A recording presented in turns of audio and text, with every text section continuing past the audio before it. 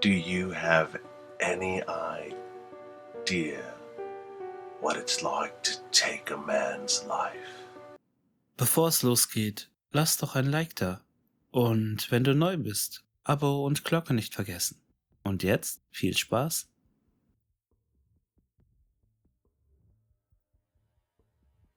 Zeitreisen gibt es bereits. Aber wir sind uns dessen nicht bewusst. Eine Creepypasta von Gabble Gabble. Aus dem Englischen übersetzt von Onkel Sam. Nach jahrelanger Arbeit war es endlich fertig. Alle hielten es für weit hergeholt und unmöglich, aber ich habe es geschafft. Ich habe eine Zeitmaschine gebaut. All die schlaflosen Nächte, all die Tage, an denen ich Dutzende Tassen Kaffee trinken musste. Ich bin sogar so weit gegangen, Leute zu kontaktieren, die daran gearbeitet haben, um ihre Ideen zu erfahren. Theoretisch wusste das jeder, aber die Umsetzung war das eigentliche Problem.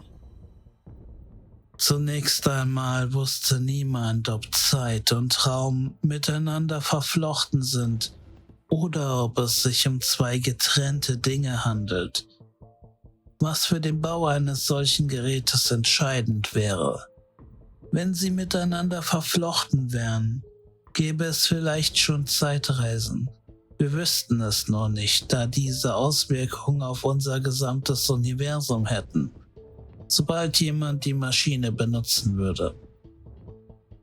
Wenn sie nicht miteinander verflochten wären, würden wahrscheinlich Menschen aus der fernen Zukunft in unserem Universum auftauchen. Aber beides scheint zu diesem Zeitpunkt sehr unwahrscheinlich.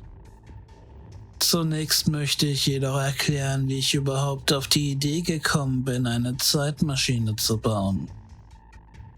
Im Laufe der Geschichte gab es immer wieder Theorien über Zeitreisen, die bis zu diesem Zeitpunkt jedoch nur Theorien waren. Wir konnten davon ausgehen, dass Zeit relativ ist und daher in jedem Teil des Universums unterschiedlich verläuft. Wir konnten Zeitreisen beschleunigen, indem wir uns in die Nähe von schwarzen Löchern und anderen ähnlichen Weltraumkörpern begaben. Aber es war unmöglich, die Zeit tatsächlich umzukehren. Die meisten Wissenschaftler konzentrieren sich auf den tatsächlichen Weltraum und schwarze Löcher, um Ideen zur Umkehrung der Zeit zu entwickeln. Aber deshalb hatten sie keinen Erfolg. Sie suchten am falschen Ort. Mit allem, was ich aus allen möglichen Quellen gelernt hatte, gelang es mir, eine Maschine zu konstruieren, die Zeit und Raum nach meinem Willen verbiegt. Das dauerte allerdings lange und verzerrte den Fluss der Zeit und der Ereignisse, bis ich durch Ausprobieren lernte, die Maschine so zu manipulieren, dass sie mich dorthin schickte, wo ich hin wollte. Oder in diesem Fall, wann ich hin wollte. Sie würden die Veränderungen in Zeit und Ereignissen natürlich nicht bemerken. Wahrscheinlich haben sie inzwischen mindestens ein paar Dutzend Mal dieselben Dinge getan.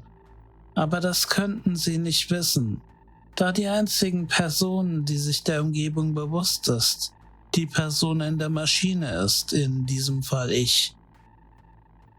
Also nein, Zeitreisen versetzen sie nicht in eine andere Dimension, in der sie ihren Doppelgänger sehen und vergangene oder zukünftige Ereignisse sehen können, sondern sie verändern das gesamte Universum zu dem Zeitpunkt, den sie eingestellt haben.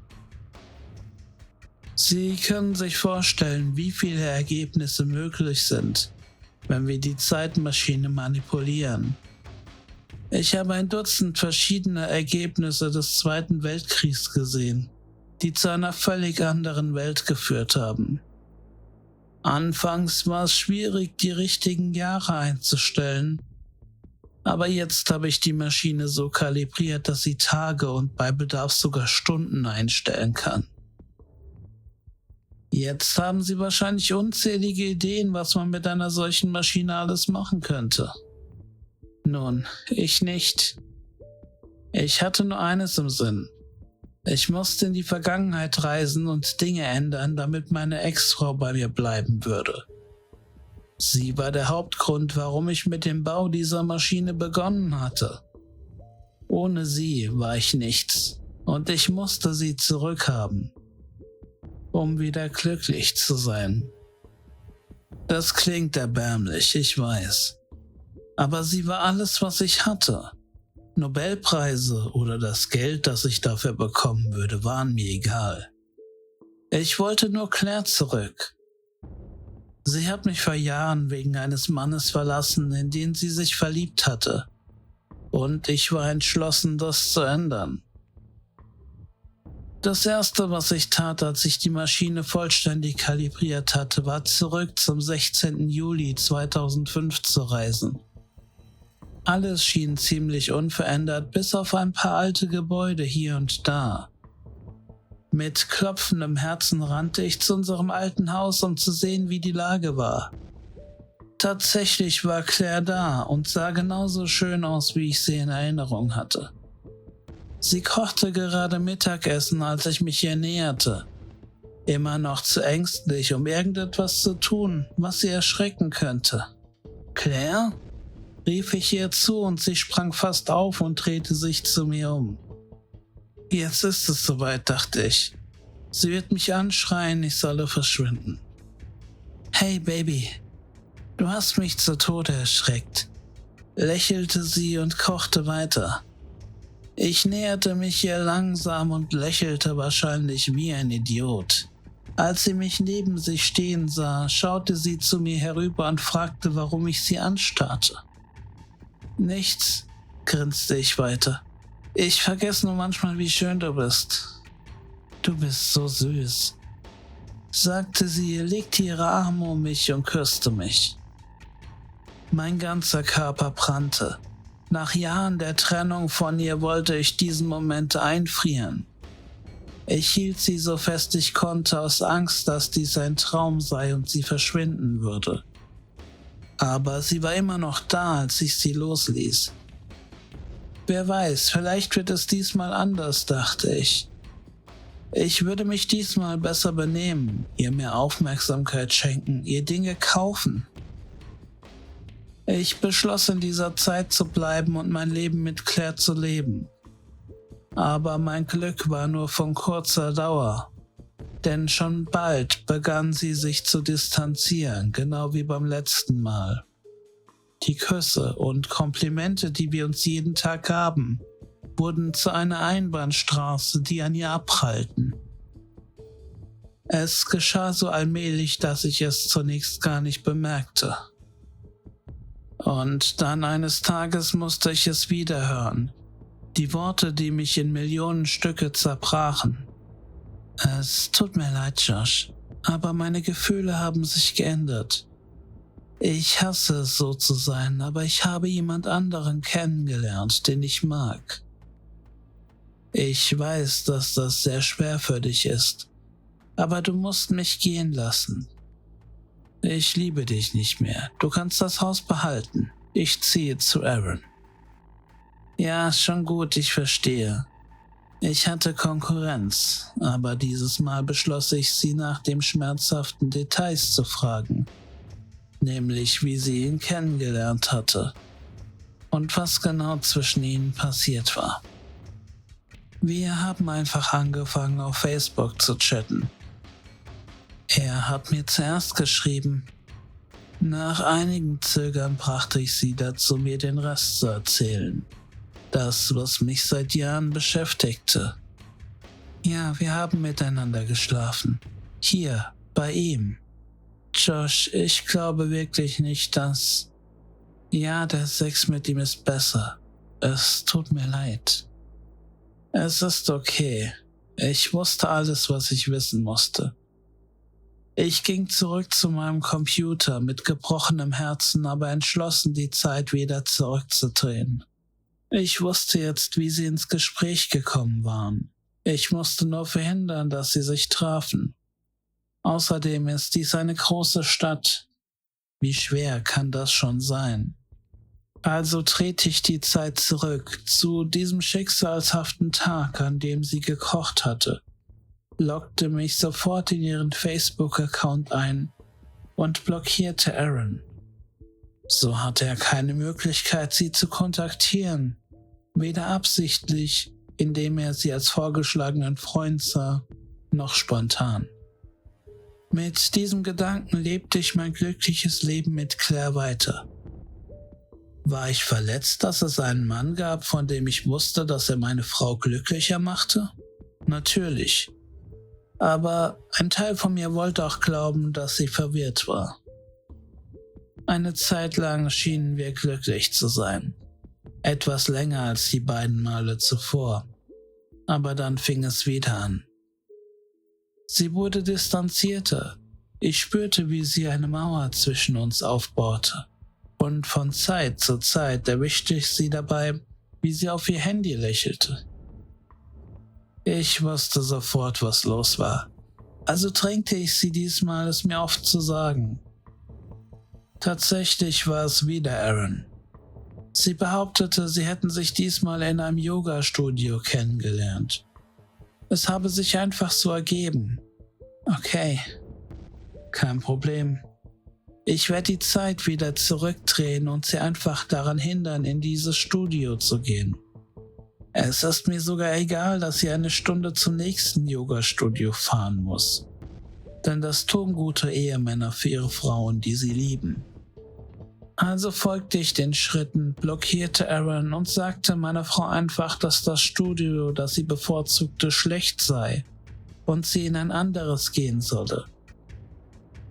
Zufrieden mit meiner guten Arbeit klopfte ich mir selbst auf die Schulter und lebte weiter glücklich mit meiner geliebten Frau.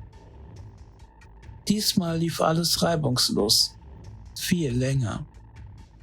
In meiner Freizeit arbeitete ich an einem speziellen Zeitarmband, das es dem Träger ermöglichen würde, von der Veränderung von Zeit und Raum unberührt zu bleiben. Sollte jemals jemand außer mir die Maschine benutzen. Ich war glücklich, wieder mit Claire zusammen zu sein und an den Dingen zu arbeiten, die ich liebte.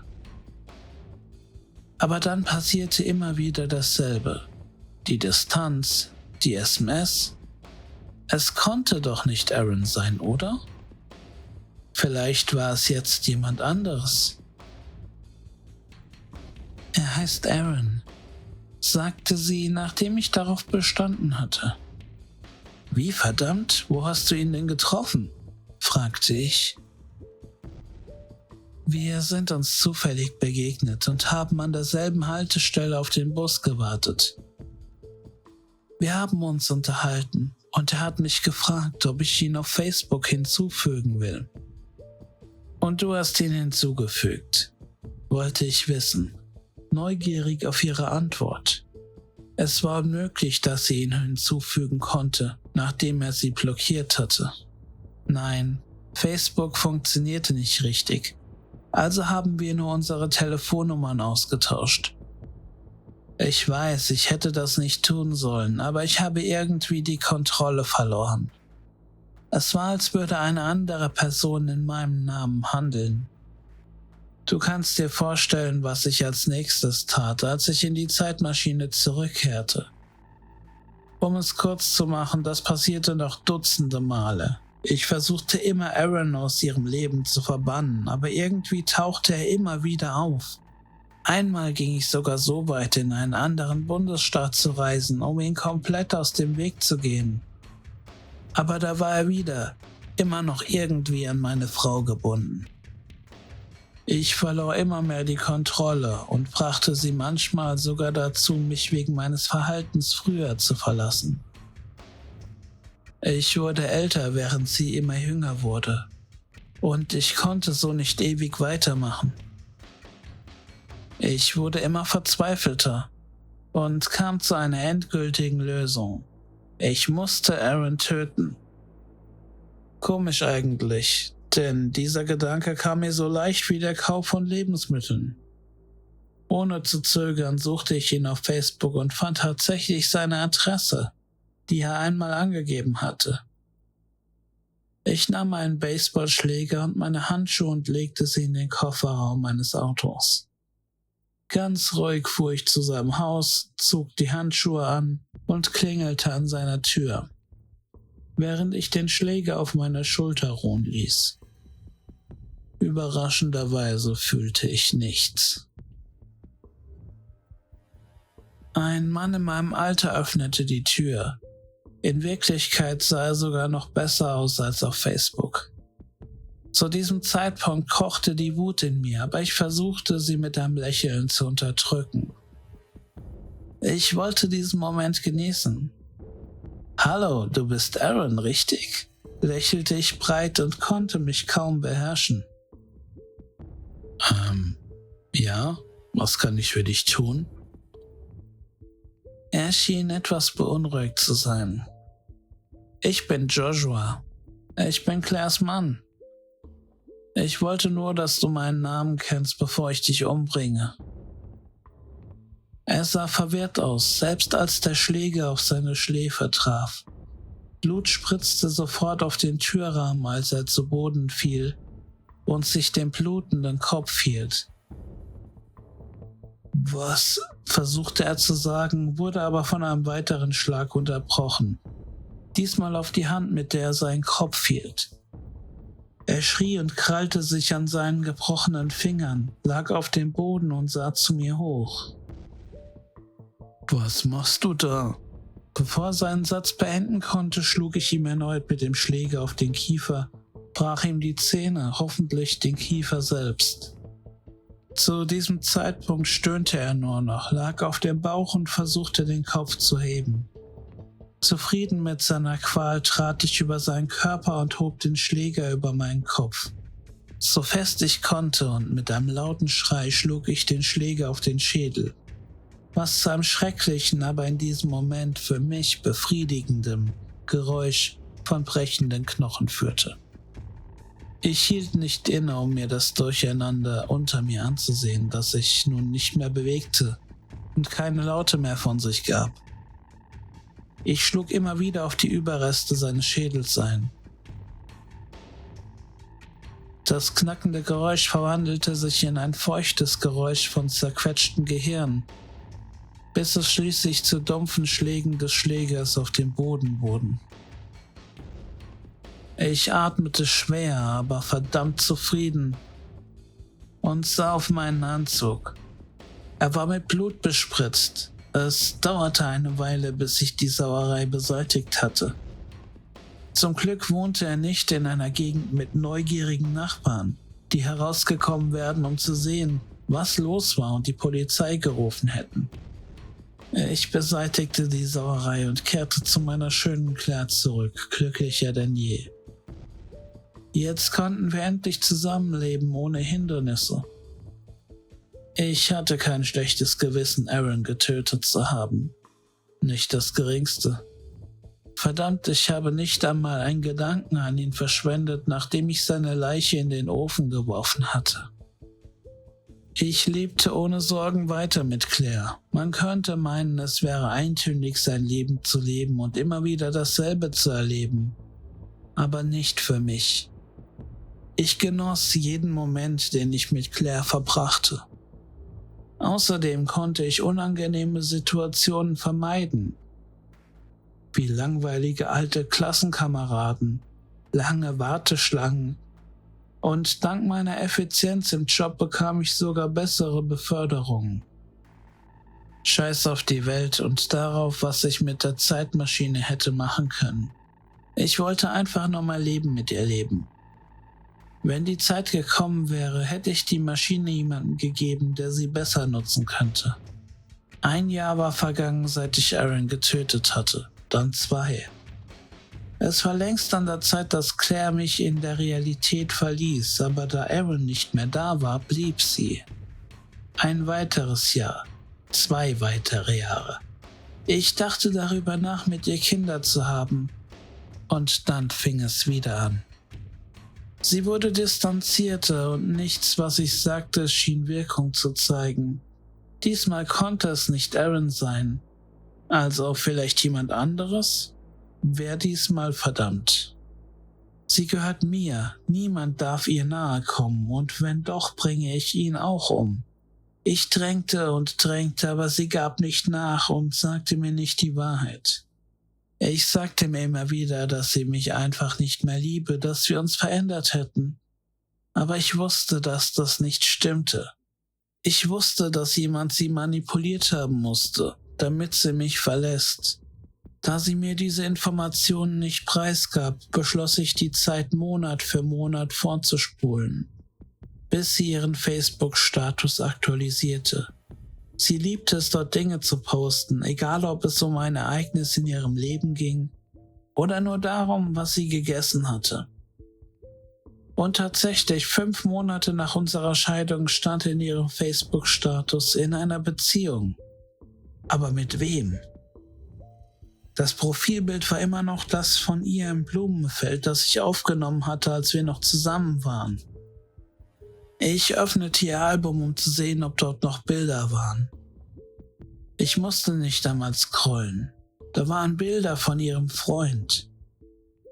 Ein Gesicht, das mir nur allzu bekannt war. Aarons Gesicht. Mein Herz begann wie wild zu schlagen. Wie war das möglich? Ich habe diesen Mistkerl umgebracht. Was für eine List ist das? Ich klickte durch die Bilder, um das Datum zu sehen, und tatsächlich waren sie erst vor 2 Monaten gepostet worden. Was hatte ich übersehen? War ich versehentlich in die Zeit zurückgereist statt vorwärts? Ich hatte schon einmal solche Verzerrungen in Zeit und Raum und eine Art Zeitparadoxum erlebt, aber nur in geringem Ausmaß. Was auch immer es war, ich würde einfach in der Zeit zurückreisen und ihn erneut umbringen. Ich musste nur die Zeit zurückstellen, bevor sie sich getroffen hatten. Mein Armband war fast fertig. Der Träger würde nicht nur von der Zeit- und Raumveränderung unberührt bleiben, wenn er sich außerhalb der Maschine befand, sondern die Zeit würde auch zurückgesetzt werden, wenn der Puls des Trägers aussetzte. Es sah aus wie ein gewöhnliches schwarzes Armband, wie eine dieser Uhren, die Kalorien messen, was gut war, um seinen wahren Zweck zu verschleiern. Es war perfekt.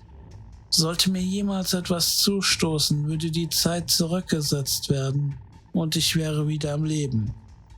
Könnte mein Leben mit meiner Claire wieder aufnehmen. Jetzt musste ich nur noch zurück und 3 Klopfer an meiner Wohnungstür. Das muss der verdammte Vermieter sein. Ich habe ihm gesagt, dass ich die Miete in einer Woche bezahlen würde. Warum belästigt er mich? Noch 3 Klopfer.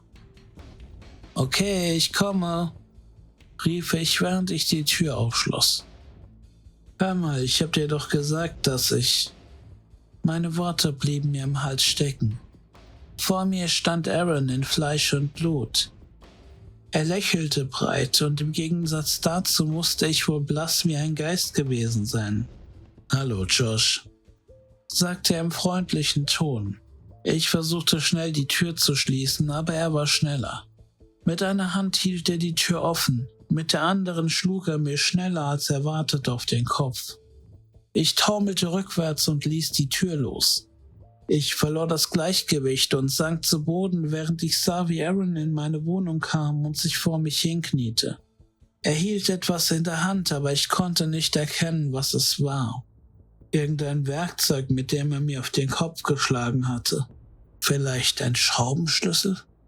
Es war schwer zu sagen. Es reicht, Josh, sagte Aaron in einem sachlichen Tonfall. Ich erinnere mich vage daran, dass mich seine ruhige Haltung verwirrt hatte. Er fuhr fort. Du hattest sie lange genug. Ich habe sie von dem Moment an geliebt, als ich sie zum ersten Mal sah. Und ich musste immer wieder dieselben Fehler machen, bis sie sich in mich verliebte. Du wirst mir nicht nehmen, was mir gehört, Josh. Aber keine Sorge. Ich werde gut auf sie aufpassen. Als meine Sicht verschwamm, sah ich nur noch eine einzige Sache, bevor alles dunkel wurde. Dasselbe, woran ich mich als erstes erinnert hatte, als ich von meinem PC aufgewacht war. Ein schlichtes schwarzes Armband an Aarons Handgelenk.